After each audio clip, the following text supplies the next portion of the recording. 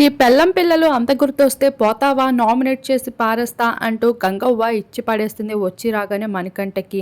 ఏంటయ్యా మణికంఠ వచ్చినప్పటి నుండి నేను చూస్తున్నా అలానే ఉంటున్నావు, సరిగ్గా తిండి తినడం లేదా, అంత నీరసంగా కనిపిస్తున్నావు అంటూ మొదలుపెట్టింది. అలానే ఏంటి నేను టీవీలో నిన్ను ఎన్నోసార్లు చూసా, ఎప్పుడు అలా ఏడుస్తూనే ఉంటావు, అసలు పెళ్ళం పిల్లలు అంతలా గుర్తొస్తున్నారా? ఈ అవకాశం అనేది ఒక్కసారి ఎవరికైనా దక్కుతుంది, అలాంటప్పుడు ఏడుస్తూ కూర్చుంటావేంటి?